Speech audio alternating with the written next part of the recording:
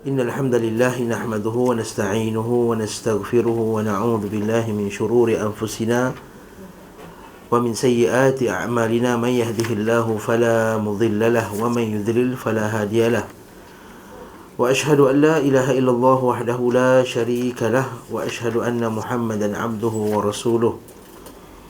أما بعد فإن أصدق الحديث كتاب الله وخير الهدي هدي محمد صلى الله عليه وسلم وشر الأمور محدثاتها وكل محدثة بدعة وكل بدعة ضلالة وكل ضلالة في النار. Tuan-tuan dan puan rahimakumullah sekalian, kita sambung pengajian kitab Zadul Ma'ad dan kita masih lagi dalam bab haji. Kalau tak silap saya, kita berhenti pada muka surat 282. 84 sudah. Okey. Kita masih lagi dalam perbincangan berkenaan dengan haji Nabi SAW.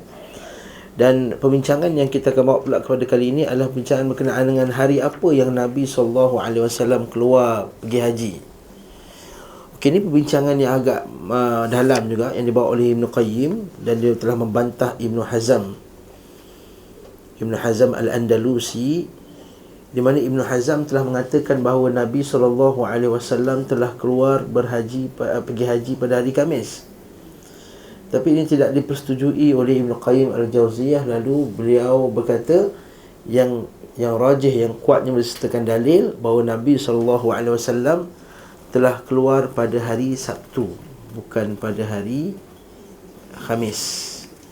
Dan itulah kesimpulan daripada perbincangan yang panjang ni yang kita akan lompat. Okey, so perbincangan ni perbincangan yang kita kata dia perbincangan ilmiah yang tidak sangat terkait pada kita. Kadang-kadang kita bukan keluar hari Khamis, Sabtu, Jumaat ke Sabtu. Kita keluar bila ada tiket je, betul tak? Bila visa keluar baru kita keluar, betul? Jadi kita macam itulah. Jadi kita, kalau kita duduk sana, mungkin kita boleh tetapkan hari apa nak keluar, hari apa nak sampai. Tapi yang diketahui bahawa Nabi SAW keluar 25 ataupun 26 berbaki daripada bulan Zulkaidah. Okey, maksudnya 25 hari bulan ataupun 24 hari bulan Zulkaidah. Okey, 24 Zulkaidah. Seterusnya, petunjuk penulis kembali menjelaskan proses haji beliau. Seterusnya Ibn Qayyim dia kata kembali menjelaskan proses atau pergerakan perjalanan haji Nabi SAW. Tadi kita bincangkan Nabi keluar hari Sabtu. Lepas tu hari Jumaat tu Nabi SAW hari Jumaat tu, sebelum keluar hari Sabtu tu, Nabi ajarkan kepada para sahabat radhiyallahu ta'ala anhum tentang haji. Jadi Nabi gunakan peluang masa hari Jumaat tu, masa khutbah Jumaat, untuk membentangkan tentang cara pelaksanaan haji kepada para sahabat radhiyallahu ta'ala anhum di Madinah, di Masjid Nabawi. Kemudian Nabi bertolak pada hari Sabtu dan Nabi tunggu orang kat situ sehingga ramai. Kemudian barulah bertolak bersama-sama pada hari Ahad tu. Maksudnya Nabi SAW dia tak biarkan orang pergi haji dalam keadaan jahil, tak tahu berkenaan dengan haji. Ini pengajaran kepada kita, pelajaran kepada kita bahawa setiap orang yang nak pergi haji mestilah dia berdasarkan ilmu yang sahih. Ini juga nasihat oleh Syekh bin Baz rahimahullahu ta'ala ketika dalam nasihat dia dalam buku dia yang nipis tu, nasihat kepada orang yang nak pergi haji, hendaklah dia belajar berkenaan dengan haji ni. Dan belajar berkenaan haji ni berdasarkan hadis Nabi SAW. Ya, khusus tu pergi juga.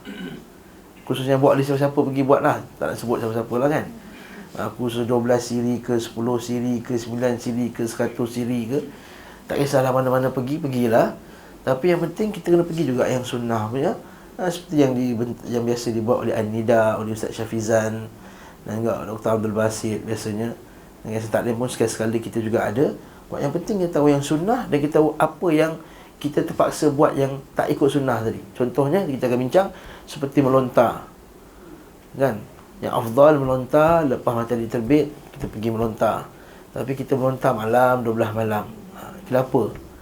Jadi jangan supaya kita tak merasakan bahawa yang sunnah tu 12 malam tu.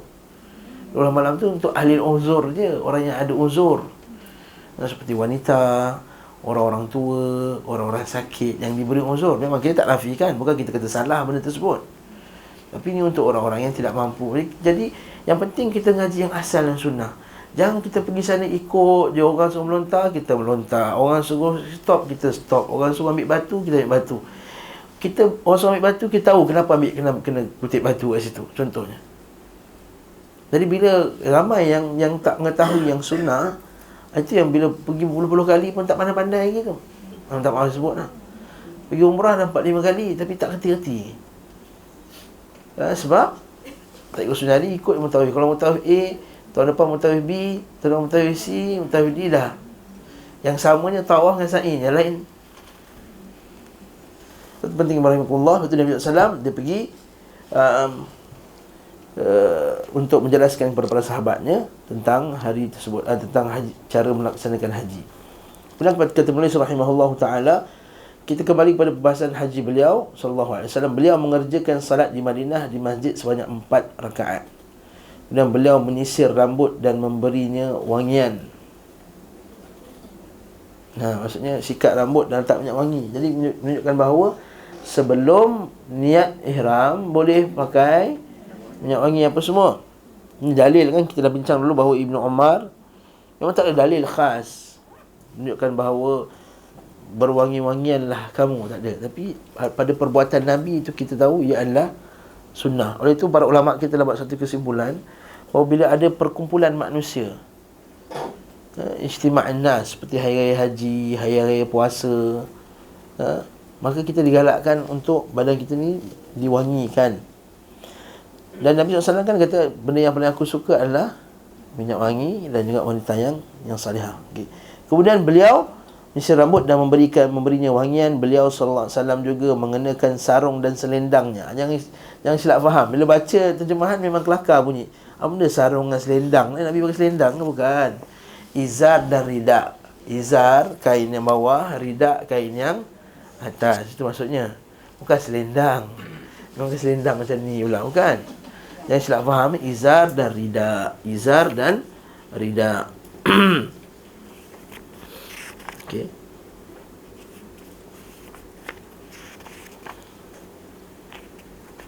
Kemudian apa jadi? Lalu berangkat di antara zuhur dan asar. Beliau sallallahu alaihi wasallam singgah di Dhul Hulaifah. Dhul Hulaifah ni mana? Bir Ali. Ini kita miqat bagi orang daripada Madinah. Maka disinggahlah di Dhul Hulaifah, ataupun yang kita panggil Abyar Ali atau Bir Ali. Jadi kalau kita baca kitab fiqah Melayu lama, dia kata tempat miqat untuk orang Malaysia, untuk orang tanah Melayu di Yalamlam. Dia sebut Yalamlam kan. Yalamlam tu orang daripada Yaman. Sebab orang dulu-dulu dia datang naik kapal dan dia singgah ke Yaman. Jadi kalau kita baca buku tu, ini bukan Yalamlam Ustaz, ni Zulhulaifah. Tak. Maka bukan mungkin gitu. Yang sebenarnya berdasarkan daripada mana yang kita datang. Dia kata apa? Hunna li ahlihinna wa man ata minhunna. Dia kata Rasulullah kata apa? Itu miqat-miqat tersebut adalah bagi orang ahlinya, itu orang duduk kat situ. Wa man ata alaihinna, dan siapa yang datang melaluinya. Jadi kalau kita katakanlah kita naik kapal terbang, kita kata pergi jalan-jalan Mesir dulu. Package umrah Mesir, Kairo, RM8,000. Okey. Jadi kita akan pergi Kairo lebih. Pergi Kairo, maka di tempat dia di Rabil. Lepas tu ada pula orang yang kita nak pergi, orang daripada Madinah. Maka kita di Zul Hulaifah, kita masuk Madinah dulu. Orang yang terus masuk ke Makkah, contohnya nak pergi umrah ni kan, musim-musim umrah ni, naik flight, dia kata kita buat umrah dulu. Maka daripada dia akan lalu Riyadh tu, kemudian terus, maka dia kena lalu Qarnul Manazil, maka dia kena niat ihram atas kapal terbang biasanya. Orang daripada Iraq pula dekat Zatul Irq. Orang daripada selatan pula Yalamlam. Kita, alah ustaz tak penting maklumat ni, nanti Mutahif bagi tahu. Sebab tu tak ambil pot pun kan, betul tak? Sebenarnya kita kena tahu supaya kita tak tersilap. Tak tersilap sebab apa? Bila langgar tempat miqat, maka kita kena bayar dam. Melepasi tempat miqat, kalau nak niat balik kena pergi balik kat miqat tu. Pergi tak miqat tu patah balik, baru boleh sah balik kita punya umrah ataupun haji. Sebab tu kita penting mengetahui bab ni. Dan salat asar padanya 2 rakaat. Kenapa 2 rakaat saja?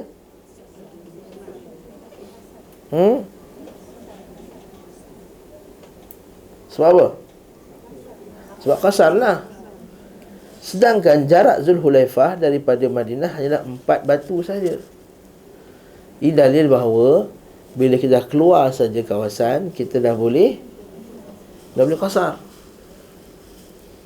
Luar kawasan tu tak semestinya kena satu negeri yang besar, tak. Luar kawasan Madinah 4 km sahaja daripada Madinah. Dan Madinah Nabi SAW bukan bainal air wa thawr. Kan Nabi kata Madinah itu antara bainal air wa thawr, gunung bukit air dan bukit Thawr, kata Nabi SAW. Jadi terkeluar daripada tu dah kira bukan Madinah. Tanah haram tu antara gunung bukit air dan Thawr. Jadi lepas ni kalau pergi umrah, tanya ustaz mana air dengan Thawr, supaya kita tahu mana kita punya laluan yang kita masuk. Bila masuk itu dah masuk dalam tanah haram. Yuk.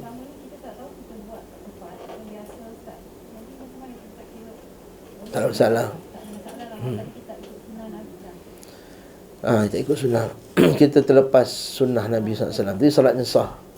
Sebab jumhur ulama kata itu rukhsah. Rukhsah. Okay? Di tempat ini beliau SAW bermalam. Maksudnya Nabi tidur semalam pada hari Sabtu tu kan. Dan menjalankan solat maghrib, isyak, subuh serta zuhur. Dekat mana? Dzulhulaifah. Kenapa lama sangat Nabi kat situ? Tunggu orang. Nabi nak tunggu orang lain sampai ramai. Sebab ada orang kita kena ingat zaman tu bukan zaman WhatsApp. Bukan zaman sekejap je kan. Orang Facebook apa semua Nabi keluarkan iklan. Hari Sabtu ni kita nak pergi haji. Tak. Jadi kena tunggu berita tu sampai tu Nabi SAW rahmatnya ke atas kat umatnya. Maka Nabi tunggu kat situ supaya Nabi qasar tanpa menjamakkan. Nampak tak? Menjalankan salat maghrib, isyak, subuh serta zuhur. Ini dalil bahawa kepada kita bahawa Nabi SAW kalau tidak ada keperluan untuk menjamak, maka kita tak jamak. Okey, kalau tidak ada keperluan untuk jamak, maka kita tak jamak, kita hanya qasarkan salat sahaja. Okey, kita kena betulkan baik tune kita. Orang Melayu bila sebut qasar mesti termasuk sekali jamak. Bila sebut jamak mesti termasuk sekali qasar. Jadi tune ni kena betulkan balik. Qasar tu yang sunnah, jamak tu bila perlu. Jamak itu bila perlu. Saya contohnya kalau kita pergi berjalan, contohnya kita masuk hotel dekat Kota Baru. Kita bila kita masuk kita macam-macam nak tempat nak pergi. Nak pergi pasar Kharijah, nak pergi PCB, nak pergi makan itu, nak pergi makan ni, nak pusing sana pusing sini. Jadi sembahyang zuhur ni kita jamak lah, senang. Jadi nanti tak kelang kabut kita nak cari asar, nak cari masjid, nak cari surau untuk wanita, untuk anak-anak penuh dalam kereta lagi, nak gila-gila pergi solat apa semua. Masyakkah kan? Wanita lagi nak cari tempat, nak cari toilet apa semua. Jadi kita kata kita jamak lah. Okey? Ini untuk orang yang musafir. Adapun orang yang tak musafir, maka dia masyakkah ni masyakkah yang hakiki lah. Kesusahan yang hakiki lah. Seperti dia polis ataupun dia doktor, buat operation seperti dan seumpama dengannya. Ini banyak kali kita sebut dah.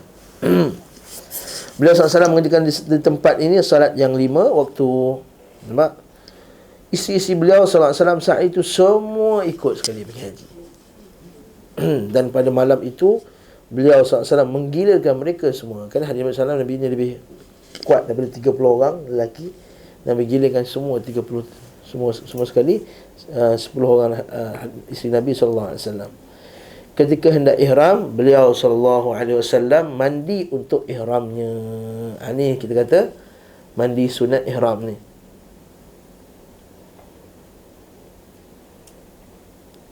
Jadi kalau tak boleh mandi dekat, lepas tu kalau saya sendiri secara personal, saya akan mandi di Zulhulaifah kalau saya bawa orang pergi umrah. Tapi kadang-kadang susah dengan leceh kan. Mana nak mandi ustaz leceh. Sebenarnya bukan tak leceh pun, tak ramai pun kalau pergi bukan musimnya. Maka nak mandi dekat hotel, silakanlah nak mandi di hotel, tak ada masalah. Okey. Selain mandi pertama kerana hubungan suami isteri, maksudnya Nabi mandi 2 kali. Selain mandi pertama kerana hubungan suami isteri. Okey. Di sini Ibn Hazm tidak menyebutkan selain mandi pertama kerana junub. Beberapa ulama juga tidak menyebutkannya, entah sengaja kerana menurutnya tidak sahih atau kerana faktor kelupaan. Wallahu a'lam. Zaid bin Thabit menyatakan bahawa dia melihat Nabi SAW melepaskan pakaian untuk persiapan ihram dan mandi. At-Tirmidzi berkata hadis ini hasan gharib. Hasan gharib, hadis ini okey. Kalau hasan gharib, insya-Allah hadis ini hasan. Ad-Darqutni menyebutkan dari Aisyah, dia berkata Rasulullah SAW apabila hendak ihram, beliau mencuci kepala dengan khatmi dan usainan. Apa benda ni? Ini adalah satu bahan yang digunakan macam shampoo lah, nak wangikan kepala. Jadi kat sini kita kata dalil boleh pakai shampoo apa semua. Tapi maksudnya dah niat ke belum? Belum lagi. Jadi kat sini disunatkan kita untuk berwangi-wangi lah, mengelok, mencantikkan, pakai shampoo, pakai apa semua. Dan setelah itu Aisyah memakaikan dengan tangannya dharirah dan tib, minyak wangi lah, yang terdapat padanya kasturi pada badan dan kepala beliau sallallahu alaihi wasallam, hingga pada badan dan kepala. Maksudnya bila badan mesti ada terkena kain nanti kan? Ada terkena kain ke tak? Sebab nak pakai kain ihram. Jadi kadang-kadang orang kata, boleh ke ustaz ni terkena kain ihram, lepas tu kan nak pakai balik, boleh ke tak? Boleh, pakai je balik, tak ada masalah. Yang tak boleh tu kita lepas dah niat tu, kita ambil minyak wangi, kita letak, itu yang tak boleh. Ada pun yang telah terkena pada sebelum-sebelum tu, itu dah nasib lah tu, nak buat macam mana? Betul tak? Okey. Jangan pula ada lepas ni nak basuh kain ihram tak dibasuh dengan deterjen yang wangi-wangi sebab letak minyak wangi. Tak. Yang dimaksudkan itu adalah meletakkan wangi-wangian lepas niat ihram. Okay, hingga kilapan kasturi, nampak bunyilah banyak sehingga kilapan kasturi tampak pada belahan rambut dan janggut Nabi sallallahu alaihi wasallam. Banyak minyak. Kita bayangkan zaman tu mungkin minyak dia banyak baru jadi wangi kot. Okey. Sekarang ni ada one drop lah, one apa semua tu kan. Tapi ni untuk lelaki ya. Untuk wanita sekadar untuk menghilangkan ketiha cukuplah. Ketiha. Bau ketiak yang hamis. Okey, ketiha. Okey. Baik, cukuplah. Okey, bagi pakai dulu sikit-sikit apa semua.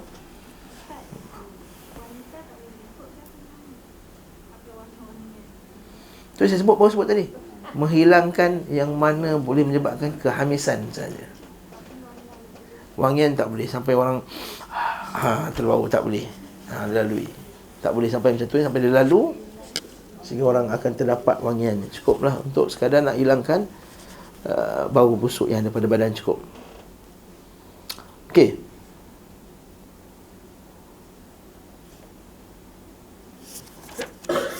Terus apa jadi?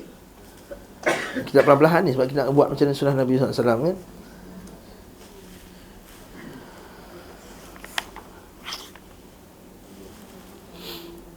Kemudian beliau SAW membiarkannya tanpa mencucinya. Nampak? Ini sebagai bukti kepada kita bahawa yang telah sedia ada itu tidak ada masalah. Okey. Setelah itu beliau SAW memakai sarung dan selendangnya dan solat zuhur 2 rakaat. Okey, kat sinilah jadi isu. Adakah disunnahkan kita mengerjakan solat sunat ihram? Okey. Kat sini berlaku jumhur ulama memandang bahawa disunnahkan kita solat sunat 2 rakaat ihram. Berdasarkan satu hadis Nabi sallallahu alaihi wasallam, Nabi kata sal bihadzal wadi al-aqiq, maka salatlah kamu di wadi ini, lembah ini, Zulhaifah ni, dan berniat, kemudian berniatlah haji dan umrah. Kemudian berniatlah haji dan umrah, ataupun umrah saja ataupun haji saja. Jadi bila Nabi kata salatlah kamu di lembah ini, kemudian niatlah haji dan umrah, kat situlah datangnya dalil yang di mana jumhur ulama pegang bahawa setiap kali sebelum ihram ada solat sunat 2 rakaat. Namun sebahagian ulama lain memandang bahawa dalil tak jelas. Nabi suruh sembahyang dekat lembah tu, Nabi bukan kata solatlah kamu setiap kali nak berihram. Jadi dalam kes ini sebagian ulama dia kata yang disunnahkan tu hanya solat di lembah tu. Kalau kita ihram di lembah tersebut. Katakanlah kalau kita daripada Qardun Manazil, tak payah, sebab itu bukan lembah Aqiq. Sebab Nabi spesifikkan, hendaklah kamu ni ihram di lembah ini, lembah Aqiq ini, di Zulhulaifah tu lah. Faham tak isu ni? Dan mereka katakan dalil itu tidak jelas. Tidak jelas untuk mengatakan bahawa ada sunnahnya setiap kali nak ihram Nabi buat 2 rakaat. Sebab Nabi kan buat umrah 4 kali. Kenapa yang 3 kali yang lain Nabi tak suruh salat 2 rakaat? Kalau benda itu sabit sunnah, mesti tawaf ni Nabi SAW, lepas tu Nabi solat 2 rakaat. Oleh itu sebagian ulama kata tidak mengapa. Tapi itu pun adalah sunat. Kalau buat pun tidak mengapa, tak buat pun tak mengapa. Cuma ada sebagian ulama lagi kata apa? Disunnahkan kita ni niat ihram selepas solat. Tak kisahlah solat fardu ke, solat sunat ke. Maka kalau katakanlah kita dah mandi-mandi, kita ambil wuduk, lepas tu kita solat sunat 2 rakaat. Katakanlah solat sunat wuduk sekalipun. Kemudian kita niat ihram. Menepati sunnah tak? Menepati sunnah. Jadi pendapat yang ketiga dia kata apa? Kita ni disunnahkan untuk berniat ihram selepas solat. Nampak Nabi solat zuhur 2 rakaat, Nabi niat ihram. Ataupun solat di lembah Aqiq tadi, ataupun solat sunat wuduk. Jadi kata fatwa Lajnah Daimah kata ketika ini kita boleh jamakkan semua pendapat ini, kumpulkan semua pendapat, maka tidak ada pertentangan lah di antara satu sama yang lain. Tapi jangan pula kita hukum solat sunat sebelum ihram tu bid'ah, tak. Orang mereka ada dalil. Cuma dalil tu tak nampak jelas.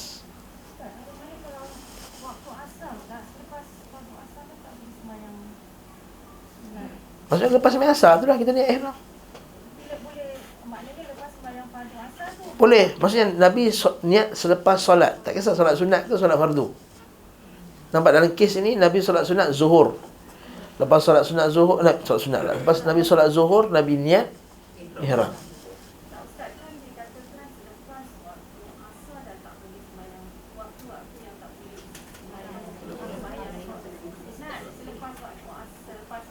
Asar. Ya. Yeah.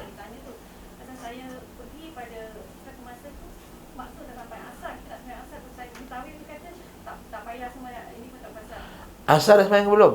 Belum asar, belum saya belum sembahyang lagi. Kenapa tak sembahyang asar dekat Zulhulaifah? Dah sembahyang kat Zulhulaifah, lepas tu nak sembahyang ihram. Jadi lepas sembahyang asar tu niat je lah. Tak payah sunat lagi dah. Tak payah sembahyang sunat. Tak payah. Tak payah sunat. Tak perlu sunat lagi dah. Dah solat. Kita kata sunnahnya lepas solat. Tak kisahlah solat fardu ke solat sunat. Kalau sudah sembahyang di asar di hotel, Okey. pergi ke Bir Ali, nak just for ihram tu, boleh tak kita solat sunat? Berdasarkan Nabi kata bila kamu nak berihram solat sunat di Wadi Aqiq tadi. Apa yang kita boleh buat? Masuk masjid, solat tahiyatul masjid. Tahiyatul masjid lepas asar pun boleh. Okay, kita kata solat-solat sunat zawatus sabab. Solat-solat sunat bersebab. Buat pada waktu yang dilarang pun tidak mengapa, tidak dilarang. Dikecualikan. Solat sunat ihram tadi dah sebut tadi lah. Kalau solat sunat ihram termasuklah tadi. Sebab solat sunat bersebab. Solat sunat ihram, solat sunat bersebab. Yang tak boleh solat sunat mutlak. Dan solat sunat bersebab. Kalau nak keluar dari khilaf, senang cerita. Masuk masjid, solat sunat tahiyatul masjid. Ataupun ambil wuduk, solat sunat wuduk. Dah habis cerita. Dah tak ada gaduh-gaduh lagi dah. Kau sembahyang apa ni? Waktu dilarang ni? Solat sunat wuduk.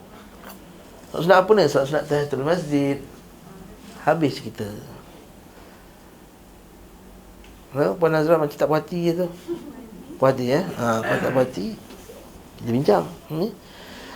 Setelah itu beliau memakai memakai sarung dan selendangnya dan solat zuhur 2 rakaat. Okey, jadi apa kesimpulannya? Sunat sebelum haji atau umrah, mandi, dan kalau nak potong bulu apa yang diperlukan, potonglah sebab nanti bila kita nak masuk ihram saja, maka larangan ihram akan terkena kepada kita. Apa larangan ihram? Tak boleh potong kuku, tak boleh potong rambut, tak boleh cabut bulu, tak boleh membunuh binatang, tak boleh memetik-metik pokok daun lagi, tak boleh makan pakaian berjahit bagi lelaki, tak boleh menutup muka dan sarung tangan untuk wanita, tak boleh makan wangi-wangian laki dan wanita, tak boleh muqaddimah jima laki dan wanita, tak boleh menikah, tak boleh tidak boleh menikahkan orang. Okey, itu larangan. Tidak boleh menutup kepala bagi orang lelaki, tapi pakai payung boleh. Tak boleh tutup kepala pakai kopiah, jangan tunjuk warak pula kan. Pakai ihram pakai kopiah. Sebab kita dah tengok orang macam tu, pakai ihram tu kopiah. Okey. Mana mazhab ikut kata wallahu alam. Jadi ini adalah benda-benda yang dilarang. Jadi kita settlekan sebelum tu lah. Kita potong kuku ke, rambut kita apa semua nak potong selesai sebelum tu. Sebab kita bayangkan zaman Nabi SAW, Nabi bertolakkan 25, Nabi sampai sekitar 4 macam tu, 4 Zulhijjah, 9 hari 9 hari berjalan. Sebab tu lah bila saya buat dulu kursus umrah, kata, Ustaz sempat ke nak menikah, nak ni? Kita fikir kita 5 jam naik bas tu. Zaman Nabi SAW 9 hari, sempat lagi nak ngorak tu. Sambil-sambil berjalan ramai-ramai tu kan, tengok comel awet tu sempat lagi barakallahu fikum kan. Masya-Allah. Jadi itu dia punya. Adapun yang lain-lain tidak ada masalah, seperti makan sabun tak ada masalah, mandi pun tak ada masalah. Orang Melayu ni mandi takut nak mandi. Sebab apa? Takut nanti kan jatuh rambut, jatuh apa, tak ada masalah, mandi dia. Yang kedua, bila katakanlah orang perempuan dia dah pakai dan niat dah ihram tu kan, dia sampai hotel tu nak tukar baju lain, boleh tak? Boleh. Ada setengah kata ihram tu kena pakai kain baju yang sama juga. Tak semestinya. Tak semestinya. Maksudnya kita dalam state of ihram, bukan yang kena pakai baju ihram yang sama. Kalau jenis yang banyak duit nak pakai kain ihram tukar-tukar pun boleh kan. Setengah orang pergi haji kan 5 hari. Orang lain semua sama berkelabu-kelabu baju. Kita tiap-tiap hari tukar kain ihram. Tak masalah. Tidak jadi masalah. Okey. Kemudian Nabi SAW mengerjakan haji qiran dan dalil menunjukkan demikian. Jadi kat sini pembincangan yang panjang nanti kita akan masuk dalam berkenaan dengan nak tunjuk buktikan bahawa Nabi SAW melakukan haji qiran. Apa itu haji qiran? Saya rasa kebanyakan kat sini pun dah pergi haji kot. Qiran ni apa? Haji qiran, tak confident menjawab ni. Hajah-hajah sekalian. Haji qiran adalah haji dan umrah yang digabungkan sekali. Jadi kita haji ni ada 3 jenis haji. Satu haji ifrad, iaitu haji saja, niat haji saja, tanpa ada umrah. Yang kedua dia panggil haji tamattu'. Tamattu' maksudnya bersenang-senang, bersedap-sedap. Sebab apa? Bila nanti dia akan buat umrah dulu, membuat umrah dalam bulan-bulan haji. Dengar ni, membuat umrah dalam bulan-bulan haji, kemudian dia keluar, dia tahallul daripada umrah dia, kemudian nanti masa 8 hari bulan atau 9 hari bulan dia masuk ke dalam haji balik. Maka lepas tu satu lagi dia panggil haji qiran, penggabungan antara dua. Apa bezanya? Sebenarnya tak nampak sangat beza antara kedua tu. Dari segi pelaksanaan tak ada nampak sangat beza. Kalau kita tengok, okey, kalau orang orang yang haji qiran tamattu' dengan ifrad, bezanya pertama sekali pada niat. Maka orang yang haji qiran kata, saja aku berniat, saja aku tu, okey. Tak apalah, sahaja akulah, bukan bahasa Melayu jugalah kan.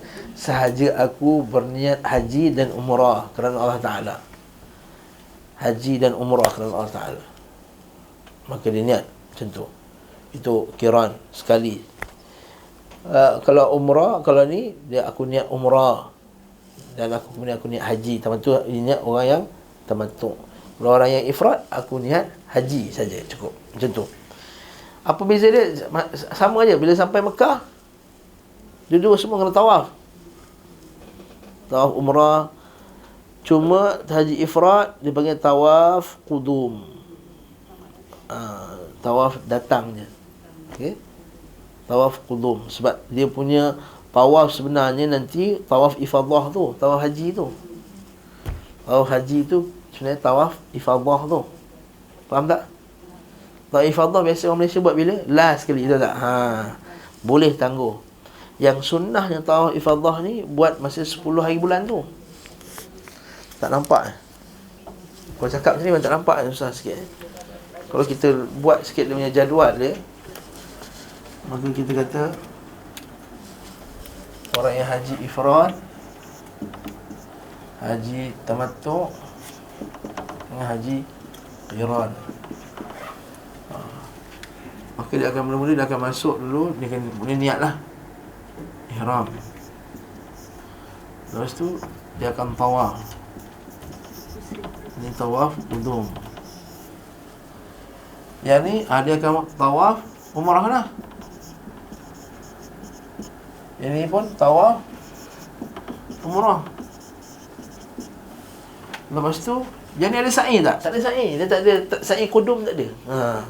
Jangan pula dia nak buat royak buruk pula sa'i qudum pula. Tawaf qudum. Tapi boleh juga dia nak buat sa'i pun boleh juga as-sa'i. Okey? As-sa'i. Bawah mana dia? Sa'i. Ini pun dia buat sa'i. Kita tak nampak beza sangat. Dia buat okey, yang ni dia nak sa'i sekarang pun boleh. Dia nak sa'i kemudian pun boleh. Dia nak sa'i sekarang awal-awal tu boleh, ataupun dia nak sa'i yang masa tawaf ifadah tu. Okey.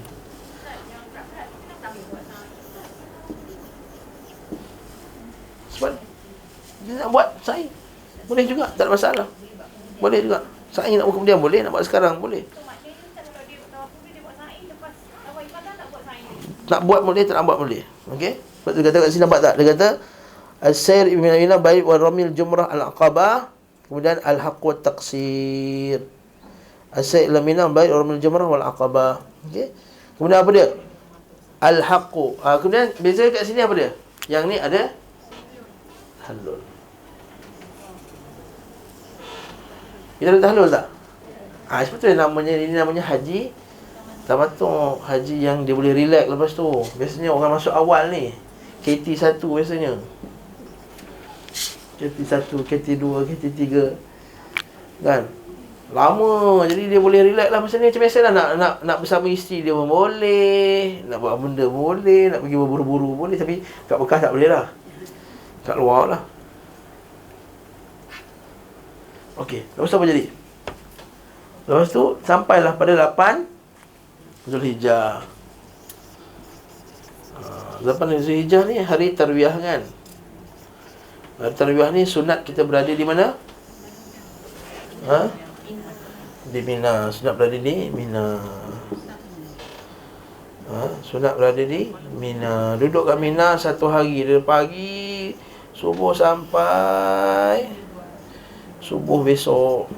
Okey. Nabi lepas subuh Nabi keluar pergi ke Mina sampai subuh besok. Maksudnya Nabi akan solat 5 waktu. Nabi akan qasar tanpa jama'. Nabi akan qasar tanpa jama'. Yang ni biasanya orang Malaysia tak buat. Betul tak? Orang Malaysia skip ni biasanya. Sebab dia kata masalah logistik lah, semua perempuan-perempuan tak apalah. Itu tabah haji punya, tak nak gaduh lah dengan tabah haji tu, dia punya hal lah. Okey. Kemudian 9, maka pagi-pagi tu pada 9 Zulhijjah, inilah kita berada di Arafah. Ke Arafah ni berada sampai mana? Daripada pagi tu, daripada pagi sampai maghrib, matahari tenggelam. Okey. Kat sini di Arafah. Kat sini ada khutbah khutbah hari, ada khutbah Arafah. Kat sini lah kita berdoa kat sini semua kan, dari dalam Arafah kat sini. Kat sini biasanya ni juga ada masalah. Orang Malaysia dia sekejap je. Sebahagian biasanya lagi mahal package tu lagi sekejap. Minta maaf. Tapi kalau yang sunnah insya-Allah dia akan duduk lama. Lepas tu apa jadi? Malam tu pergi Muzdalifah. Lepas tu pergi Muzdalifah ni semua sama je, masa tiga-tiga sekali. Sampai masa malam tu sembahyang maghrib dan isyak, jamak takhir di Muzdalifah. Dipanggil bermalam di Muzdalifah. Bermalam di Muzdalifah. Itu sunnahnya bermalam satu malam. Tapi sekali lagi lalu aja. Okey? Lalu aja. Okey? Berhenti sekejap kan? Biasanya kan? Lepas tu balik hotel ke? Tak, terus pergi ke Mina. Terus pergi ke Mina. Lepas apa jadi? Besok tu pergi balik Mina balik. Maka hari ke-10 pergi Mina. Lepas tu letakkan lontar jamrah Aqabah. Okey, lepas lontar jamrah kita buat apa? Lepas tu sembelih. Sembelih ni untuk siapa? Bagi yang tamattu' dan bagi yang apa qiran, dia mesti kena sembelih. Kan? Mesti kena sembelih. Lepas tu sepatutnya kita pergi ke Mekah balik. Pada hari sama patutnya pergi ke Mekah untuk kita buat tawaf ifadah.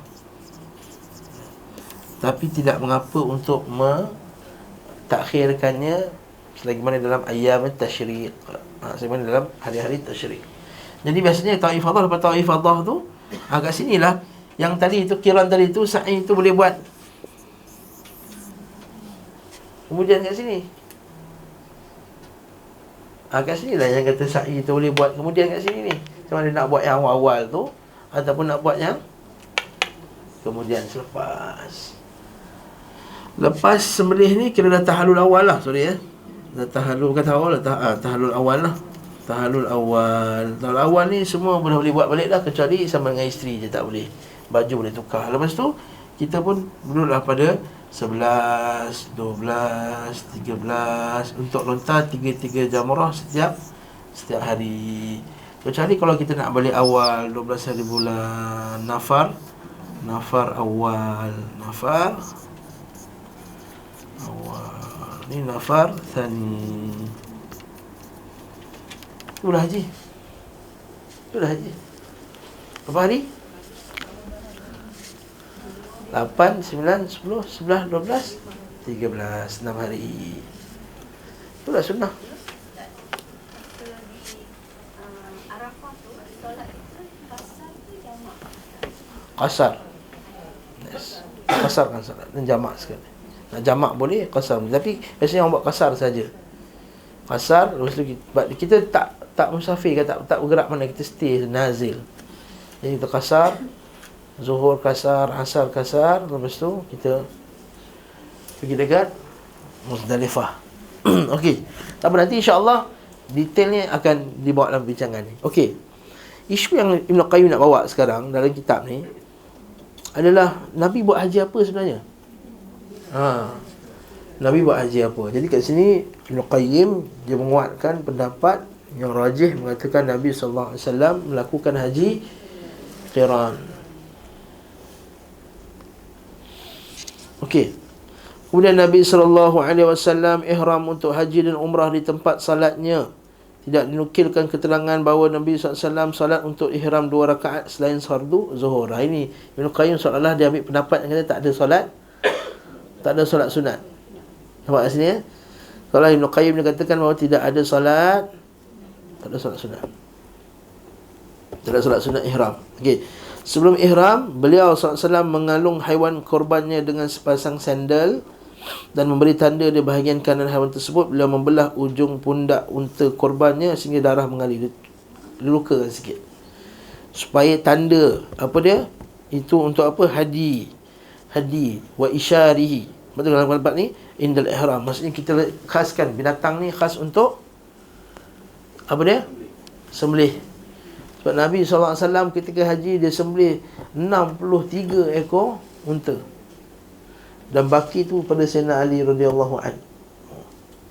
Menunjukkan bahawa kan Nabi kata afdalul hajj as-sajju was-sajj. Al-ajj was-sajj. Sebaik-baik haji itu al-ajj was-sajj. Al-ajj itu takbir yang kuat. Allahu akbar, Allahu akbar, kan takbir yang kuat. Labbaik Allahumma labbaik dengan yang kuat.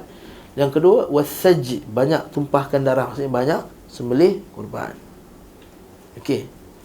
Seterusnya kata Ibnu Qayyim, hanya saja kami mengatakan beliau sallallahu alaihi wasallam untuk haji qiran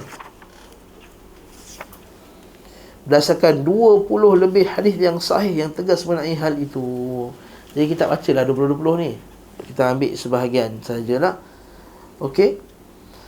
Riwayat Imam Al-Bukhari dan Muslim dalam Sahihain dari Ibnu Umar, beliau berkata Rasulullah sallallahu alaihi wasallam tamattu' pada haji wada' dengan melaksanakan umrah kepada haji seraya melakukan kurban. Ini tamattu' ni ustaz. Kalau tadi qiran.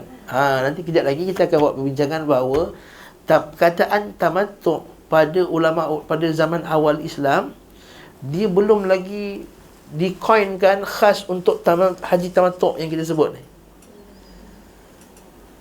Maksudnya tamattu' juga pada zaman tersebut merujuk pada haji qiran.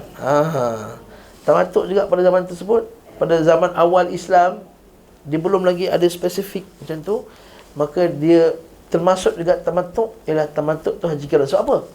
Sebab bila dia masuk sekali senang dia. Dah dia tenang, dia tak ada pun nak fikir nak nak tahallul, nak keluar apa semua, dah sekali je semua. Nama tamattu'. Sekejap lagi kita akan buat perbincangan bahawa tamattu' pada sisi ulama-ulama yang awal juga adalah qiran. Muka surat 294 nanti insya-Allah. Nanti kita baca dalil dia.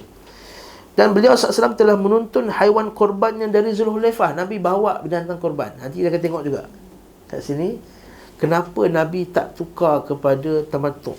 Tamattu' yang ni, tamattu' yang ni. Sebab Nabi kata aku dah bawa haiwan, maka aku buat qiran je lah. Maka kalau tahun depan sekali lagi kalau buat haji, aku kalau boleh aku suka tamattu' lagi. Sebab tu nanti kita akan buat perbincangan mana yang afdal, tamattu' ke qiran. Maka tak syak lagi. Kebanyakan para ulama kata yang afdal sekali nombor satu tamattu'. Sebab Nabi galakkan para sahabat, nanti kita akan tengok, Nabi galakkan para sahabatnya tukar daripada qiran supaya buat. Sebab Nabi kan kata mula-mula tadi, hendaklah kamu niat haji dan umrah sekali, masukkan sekali masa dekat Zulhulaifah tadi. Bila nak sampai tu Nabi kata kalau boleh korang tukar jadi tamattu'. Itu yang kes Aisyah tak puas hati, ingat tak? Ingat tak kes Aisyah tak puas hati? Dia tak boleh buat umrah awal sebab dia period. Lepas tu dia terpaksa tukar, dia terpaksa stay haji qiran. Jaga isteri-isteri lain dapat haji, dapat umrah dengan haji sekali. Dia tak puas hati kan Aisyah. Kita kena ingat cerita macam tu. Jadi kalau orang tanya Nabi buat tamattu' kan? Nabi tak buat tamattu'. Tapi macam mana pula afdalnya tamattu'? Sebab Nabi kata kalau aku boleh aku nak buat tamattu', tapi aku dah bawa dah binatang. Bawa binatang, maka dia kata teruskan buat qiran. Okey, faham tak? Okey, kat sini. Yang kedua, nampak tak? Rasulullah SAW memulainya dengan mengucapkan talbiyah untuk umrah. Setelah itu beliau SAW mengucapkan talbiyah untuk haji. Lalu disebutkan hadis selengkapnya. Kita baca nota kaki 546 bawah tu. 545. Tamattu' di sini adalah mengerjakan umrah di bulan haji dan dilangsungkan dengan pelaksanaan haji. Wallahu a'lam. Terjemah. Okey. Yang kedua, riwayat Imam Bukhari dan Muslim dalam Sahihain dari Urwah, dari Aisyah, bahawa beliau mengkhabarkan padanya dari Rasulullah SAW sama seperti Ibnu Umar tanpa ada perbezaan. Maksudnya daripada siapa ni? Daripada Aisyah. Tadi siapa? Ibnu Umar. Kita buat kajian sikit. Jadi ada siapa tadi?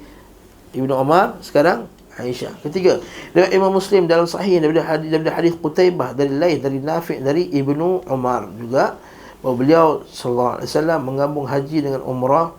Bukan, beliau tu iaitu Ibnu Umar sendiri menggabungkan haji dan umrah qiran, dan tawaf untuk keduanya satu tawaf. Kemudian beliau berkata, demikianlah yang dikerjakan oleh Nabi sallallahu alaihi wasallam. Okey.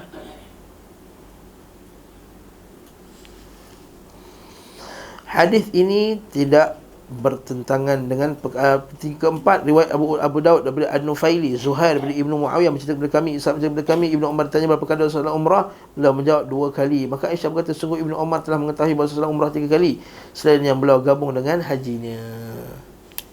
Maksudnya samalah. Maksud Ibnu Umar tu Nabi buat umrah 2 kali, umrah yang tak gabung.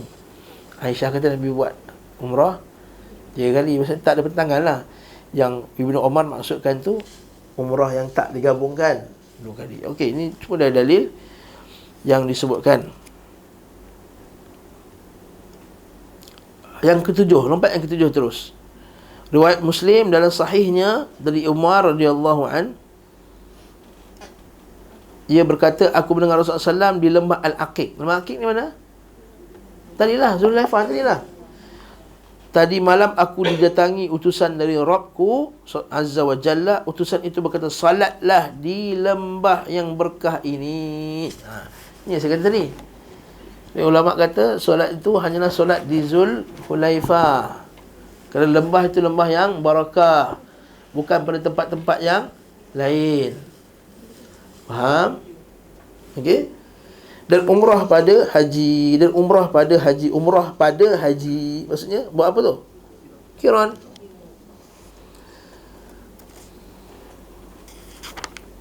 Ada banyak lagi dalil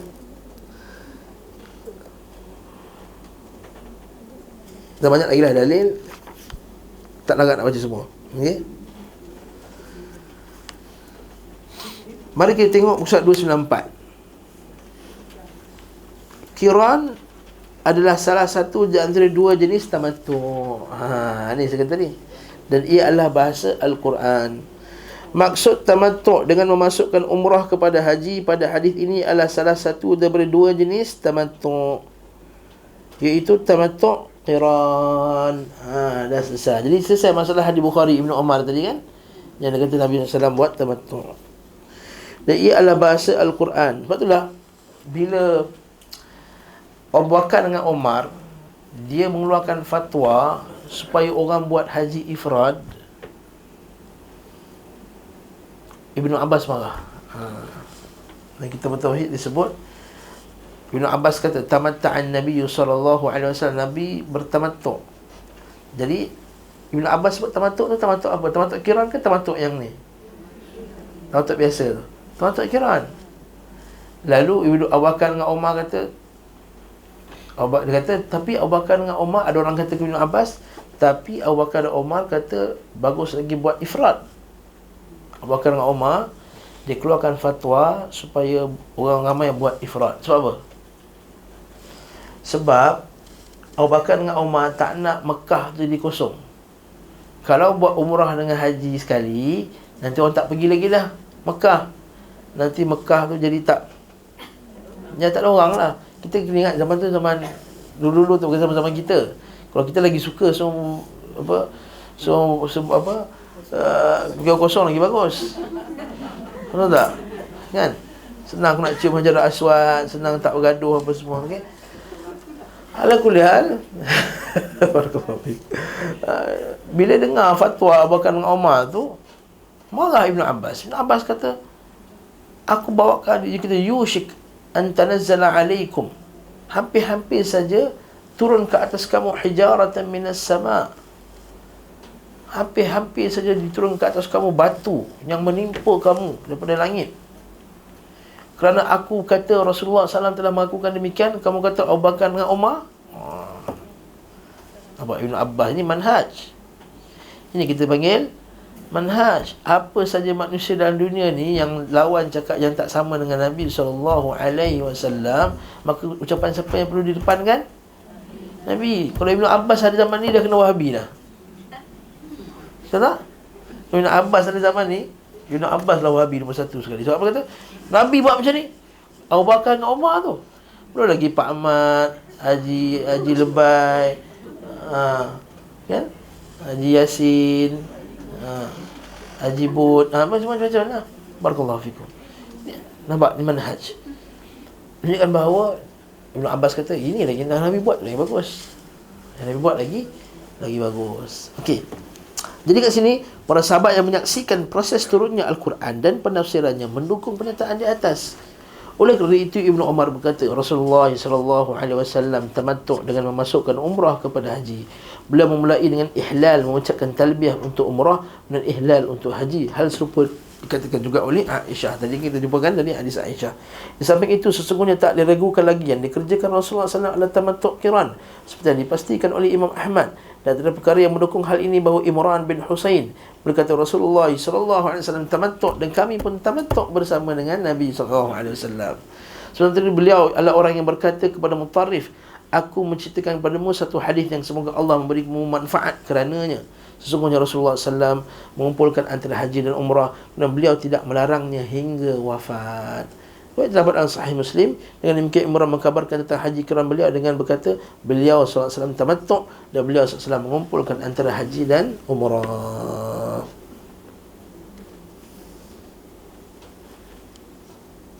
Okey. Selesai tak masalah ni? Okey.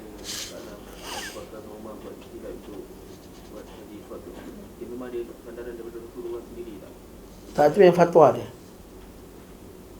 Sebab Nabi sebenarnya tak larang tiga-tiga. Nabi larang buat ifrat, Nabi bukan larang, Nabi benarkan buat ifrat, Nabi benarkan buat tamattu', Nabi benar buat qiran.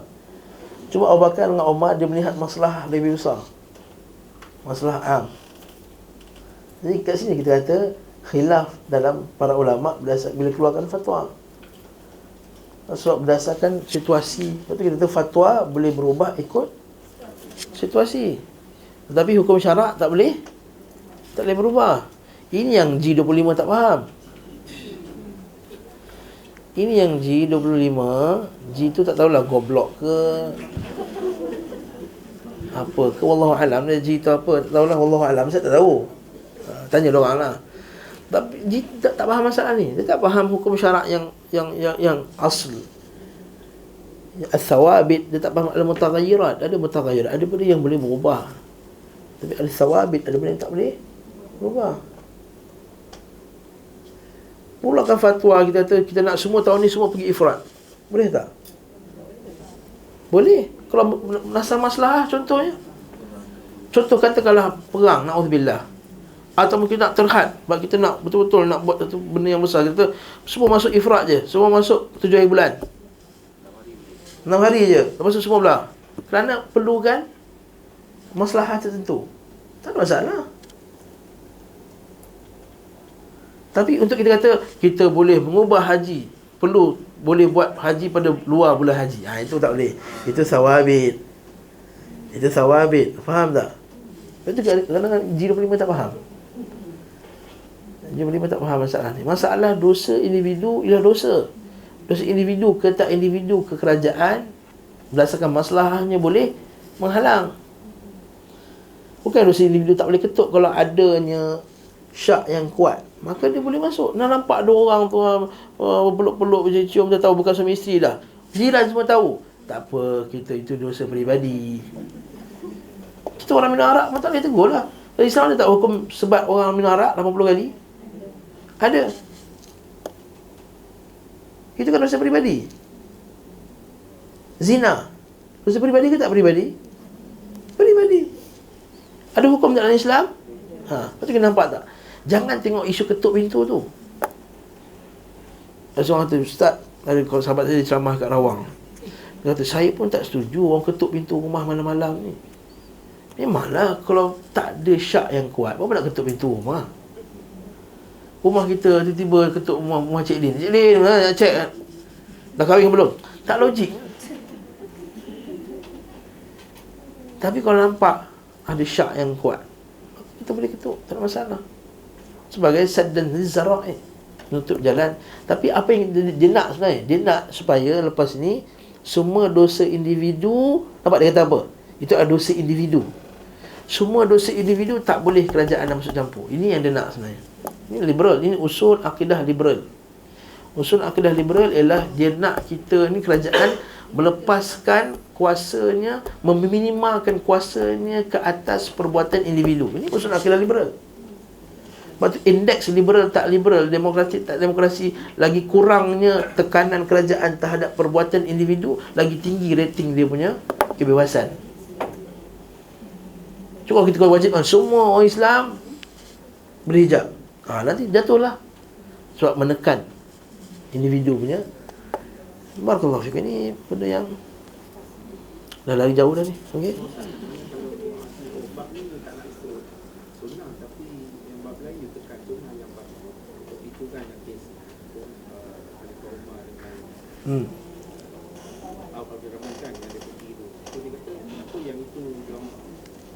Nabi halang kan, tu dia buat. So dia kata, wah yang itu kita nak ikut sunnah, kenapa yang lain ikutkan sunnah? Kita kata kerajaan kita ni, dia bukannya tahu semua benda ke tak? Faham tak? Kita kena faham, pemimpin kita bukan tahu semua benda. Jadi apa yang kita dapat, yang satu dah betul tu, itu kita pertahankan dulu. Kenapa yang lain tak ikut lagi? InsyaAllah yang lain akan ikut. Itu nasihat dia, dakwah dia. Jangan sebabkan lain tak ikut, yang ni pun jangan ikut, betul tak? Oh, kalau tu yang ni, kalau itu tak ikut, ini you buat. Okey, so dua-dua nak buang. Apa punya logik yang tak pakai ni? Gentarlah maksudnya orang tu lah. Oh, kalau okey, vape haramkan, rokok tak haramkan, so halalkan vape juga. Nampak tak logik apa yang tak pakai ni? Okey, kerajaan sekarang sibuk nak haramkan vape. Kenapa tak haramkan rokok? Oh, vape haramkan, rokok tak haramkan. Yes, kita bagus, haramkan rokok. Tapi sekarang kerajaan dah haramkan vape, kita sokonglah. Sama juga, kerajaan dah buat menangkap orang khalwat bila ada syak yang tinggi. Cuma perlulah ada proses yang betul tu, itu yang kita perlu. Ini kita kata teknikal tu isu yang lain. Nampak? Saya tak faham masalah ni, masalah yang simple. Ha? Dia pakai kat luar tu, pakai hadis tu lah. Dia kata, hintai-hintai mana boleh?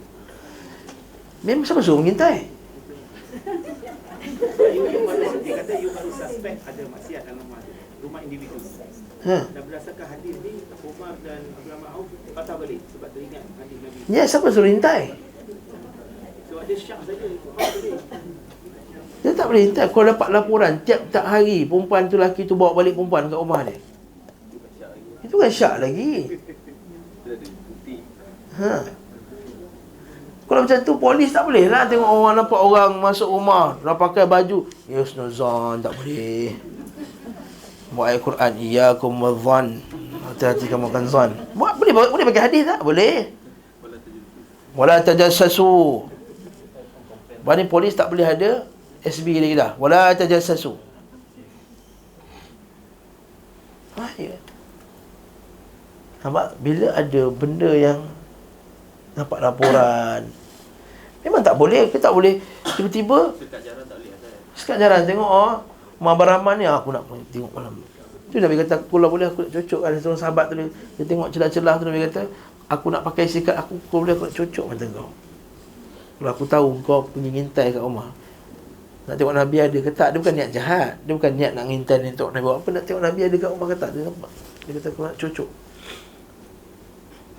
Memang tak boleh asal ngintai, tapi nampak, dah nampak zon yang kuat. Nampak tak? Zon yang kuat, maka kita boleh buat tindakan pada dia. Tapi kita jangan tengok isu tu pada isu tu je tau. Tengok apa yang dia nak sebenarnya. Apa yang G25 dia nak. Dia nak apa? Dia nak kata dosa individu ialah dosa individu, maka tak boleh kita masuk campur. Itu yang dia nak. Kita buat haji ni tuan-tuan dan puan-puan.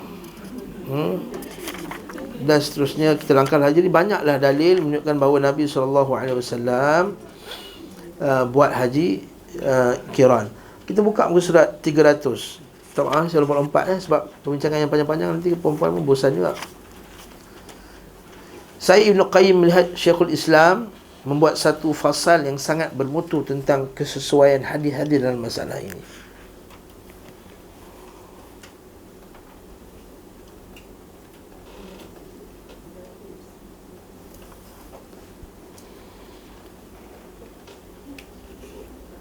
Okey.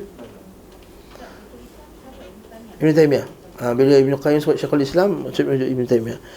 Adapun yang benar, hadis-hadis dalam masalah ini saling bersesuaian dan tidak bertentangan, kecuali pertentangan yang sangat kecil yang bisa terjadi pada persoalan yang lain. Sesungguhnya dinukil secara akurat dari sahabat bahawa Nabi SAW mengerjakan tamattu'. Dan tamattu' dalam terminologi mereka, kefahaman para sahabat ini, maksudnya merujuk pada qiran. Para sahabat yang menukil bahawa Nabi SAW mengerjakan ifrat haji tunggal, dinukil dari mereka bahawa beliau SAW mengerjakan haji tamattu', umrah digabung dengan haji namun diselingi dengan tahallul. Album bersih pertama tercantum dalam Sahihain dari Sa'id bin Musayyib. Dia berkata Ali dan Uthman berkumpul di Uthman. Adapun Uthman melarang tamattu' atau umrah. Maka Ali radhiyallahu anhu berkata, apa yang engkau inginkan? Melarang perkara yang dikerjakan oleh Rasulullah SAW. Uthman berkata, biarkan kami, dakna.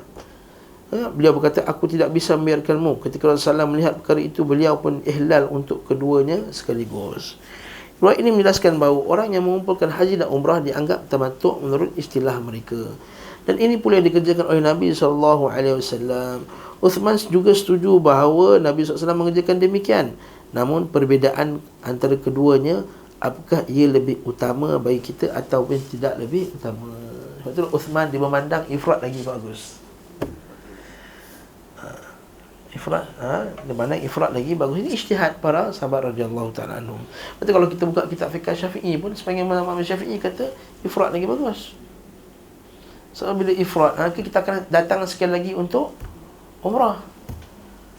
Betul tak? Maka kita akan datang banyak kali ke rumah Allah SWT. Sebagian ulama pandang macam tu. Sebagian ulama pula dia kata ikut turutan macam Nabi buat. Yang afdal sekali qiran, yang second tamattu', yang ketiga ifrat. Ada yang susun pula tak, ada yang kata tamattu' lagi afdal. Saya sebut tadi kan, sebab Nabi suruh para sahabatnya tukar niat daripada qiran tukar kepada tamattu'. Ini kita kata khilaf di kalangan para ulama. Jadi jangan bergaduh dalam masalah ni. Kesimpulannya, buatlah mana yang kita mampu, mana yang kita mudah, mana yang kita boleh lebih bertakwa kepada Allah Subhanahu Wa Taala, lebih sesuai untuk kita. Okay? Kalau kita dapat last minute punya visa, maka saya rasa lebih sesuai untuk kita buat qiran ataupun ifrat. Kalau kita buat datang awal-awal dah sampai dah, buatlah tamattu'. Sebab lama nak tahan tu, kurang sebulan. Betul tak? Ambil pula package 2 katil, 2 orang sebilik. Lagi lah. Nanti kena bayar asyik makan unta, jasa asyik makan unta ni.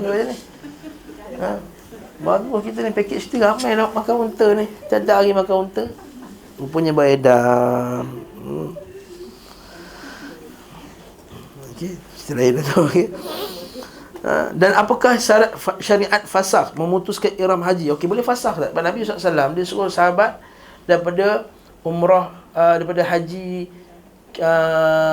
qiran tukar kepada tamattu'. Boleh tak? Mazhab Syafi'i kata itu khas untuk sahabat Nabi SAW. Maka kita tak boleh, kita dah niat nak qiran, lepas tu I nak tukarlah. I nak tukarlah tamattu'. Tak boleh.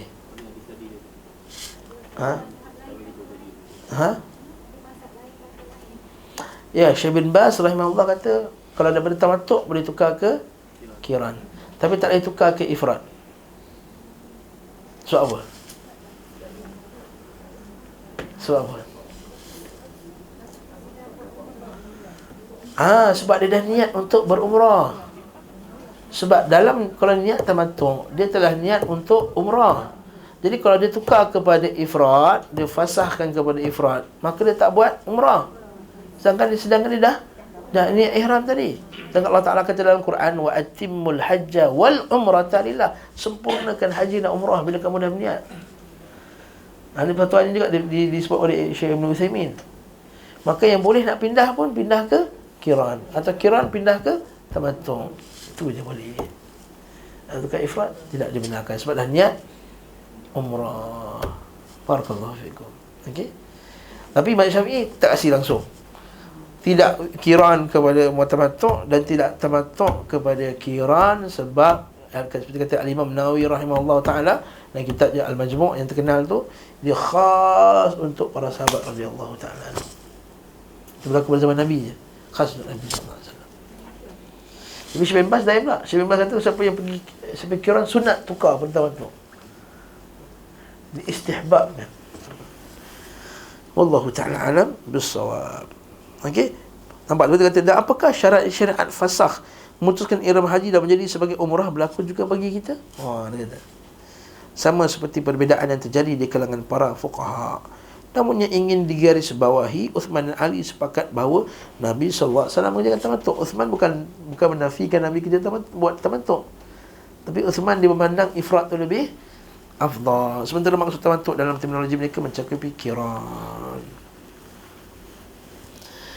Kita buka sebelah lah. Kita lompat lagi sebelah 301. Syekhul Islam melanjutkan para khulafa ar-Rashidun, Umar, Uthman dan Ali serta Imran bin Husain dinukil daripada mereka melalui sanad yang sahih bahawa Rasulullah SAW menggabungkan antara umrah dan haji kiran. Mereka menamai perbuatan itu sebagai tamattu'. Bahkan Anas menyebutkan telah mendengar Rasulullah SAW mengucapkan talbiyah untuk haji dan umrah sekaligus. Masya Allah. Dah jelas dah? Kita nak jelas macam matahari. Okey. Ada lagi? Ada siapa yang pening-pening lagi, confuse lagi? Okey.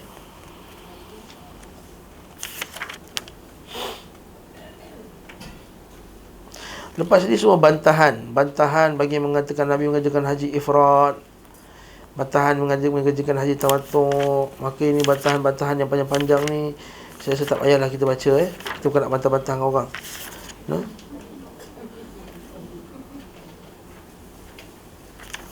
Ada banyak kalau kita baca detail, masya-Allah. Nanti kita akan bawa nanti muka surat 321 mana lebih afdal. Nanti kita masuk terus. Buka muka surat 321. 321. Yang ni tadi saya sebut secara begitu saja, kita akan tengok dalil ya. Penulis Ibn Qayyim berpendapat bahawa tamattu' lebih utama daripada ifrad. Telah dinukil secara akurat bahawa tamattu' lebih utama daripada ifrad kerana beberapa poin. Di antaranya pertama, Nabi SAW memerintahkan mereka memutuskan ihram haji, memfasahkan ihram haji dan menjadikan dia tamattu'. Yang ni tamattu' di sini tamattu' yang kita maksudkan. Bukan kiran Kan para sahabat datang dengan umrah dan haji sekali. Kan Nabi kata, kamu kat lembah Akik ni sembahyang 2 rakaat dan niatlah umrah dan haji sekali. Kemudian Nabi suruh fasahkan, tukarkan niat kamu daripada kiran tukar jadi tamattu'. Satu. Jadi itu bukti bahawa tamattu' lagi afdal. Mustahil, kata Ibn Qayyim, beliau sallallahu alaihi wasallam memindahkan mereka daripada perbuatan utama kepada perbuatan yang lebih rendah keutamaannya. Betul tak? Jadi menunjukkan bahawa Nabi mesti offer kepada benda yang lebih afdal, lebih baik. Kedua, beliau sallallahu alaihi wasallam menyayangkan keadaan yang menyayang, maksudnya rasa macam sayangnya tak buat tamattu'. Keadaan yang tidak mengerjakan tamattu'. Beliau bersabda, sekiranya aku mengetahui sebelumnya apa yang akan terjadi dari urusanku, aku tidak akan membawa haiwan korban. Nampak macam kita, tak bawa haiwan korban, dan aku akan menjadikannya sebagai umrah. Inilah dia dalil yang ulama kata tamattu' tu lagi Allah. Dan ketiga, beliau SAW memerintahkan setiap orang yang tidak membawa korban agar mengerjakan tamattu'. Macam kita confirm lah kita tak bawa korban, nak bawa lembu dan kapal terbang. Nampak? Keempat, perbuatan yang dikerjakan beliau SAW dan para sahabatnya adalah kiran bagi yang tidak membawa haiwan korban, dan tamattu' bagi yang tidak membawa, bagi yang membawa. Betulkan baik? Betulkan tu.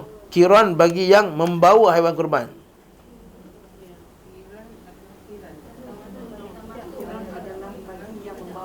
Bagi yang membawa, bukan tidak membawa tu. Betul kan? Yes. Betul kan buku tu. Keempat, perbuatan yang dikerjakan beliau SAW dan para sahabat adalah qiran bagi yang membawa haiwan korban, buang tidak. Dan tamattu' bagi yang tidak membawa haiwan korban. Di samping itu masih terdapat alasan yang lain. Okey, dengar ni. Orang yang mengerjakan tamattu' di saat membawa korban lebih utama daripada orang yang mengerjakannya dan membeli korban di Makkah.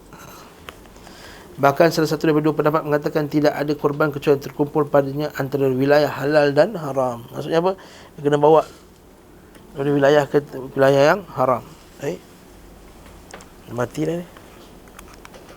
Nak suruh habis kelas tu. Wallahu ta'ala alam bisawab. Wa sallallahu ala Muhammad wa ala alihi wa sahbihi wa sallam tasliman katsira. InsyaAllah minggu depan tidak ada kelas. Kita cuti 1 minggu.